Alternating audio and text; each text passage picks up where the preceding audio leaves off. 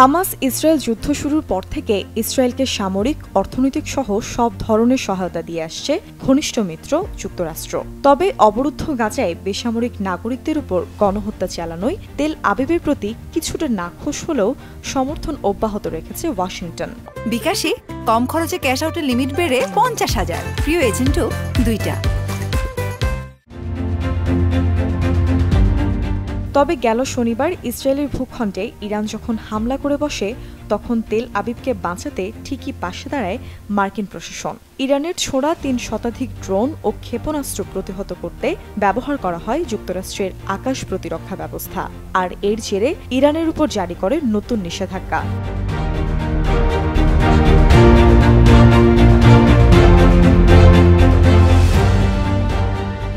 এদিকে ইরানের বিরুদ্ধে কোনো প্রতিশোধমূলক হামলায় যুক্তরাষ্ট্র যোগ দেবে না বলেও সাফ জানিয়ে দেয় পেন্টাগন। এমনকি ইরানে ইসরায়েলের হামলায় তাদের কোনো সহযোগিতা ছিল না বলেও দাবি করে মার্কিন পররাষ্ট্রমন্ত্রী। কিন্তু ইরানে তেল আবিবের হামলা নিয়ে কোনো ভালোমন্দ প্রতিক্রিয়াও দেখায়নি যুক্তরাষ্ট্র।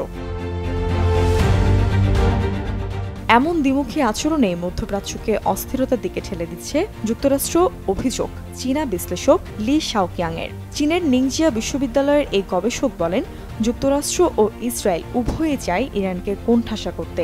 ইরান ও ইসরায়েলের যে কোনো ইস্যুতে যুক্তরাষ্ট্র অবশ্যই ইসরায়েলের পাশে দাঁড়াবে। তবে বর্তমান প্রেক্ষাপটে যুক্তরাষ্ট্র কোনোভাবেই চায় না ইরানের সাথে সংঘাতে জড়াতে।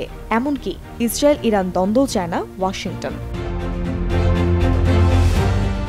চীনা এ বিশ্লেষকের মতে, ইসরায়েল ও ইরান যদি যুদ্ধে জড়িয়ে পড়ে, তবে এতে ঘি ঢালবে যুক্তরাষ্ট্র। এর কারণ হিসেবে তিনি বলেন, সিরিয়ার দামেস্কে ইরানি কনসুলেটে তেল আবিবের হামলার মধ্য দিয়ে দুদেশের বৈরিতা সূত্রপাত। এ ঘটনায় ওয়াশিংটন নিন্দা না জানিয়ে প্রতিশোধমূলক হামলার কারণে ইরানের উপর নতুন করে নিষেধাজ্ঞা জারি করেছে।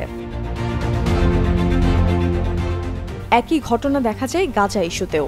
গাজায় মানবিক সংকট জিয়ে রাখার পেছনেও হাত রয়েছে যুক্তরাষ্ট্রের। মধ্যপ্রাচ্য বিষয়ক গবেষক ডং মানুয়ান বলেন, গাজায় মানবিক সংকট দেখেও ইসরায়েলের প্রতি নিন্দা জানায়নি যুক্তরাষ্ট্র।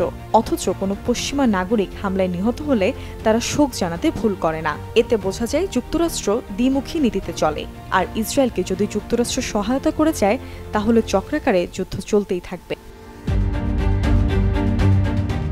মধ্যপ্রাচ্যের অস্থির এ পরিস্থিতির মধ্যে যুক্তরাষ্ট্রের আসন্ন প্রেসিডেন্ট নির্বাচনকে সামনে রেখে ইরান ইসরায়েল দ্বন্দ্বে অনেকটাই মুখে কুলু পেটে বসে রয়েছে জো বাইডেন প্রশাসন।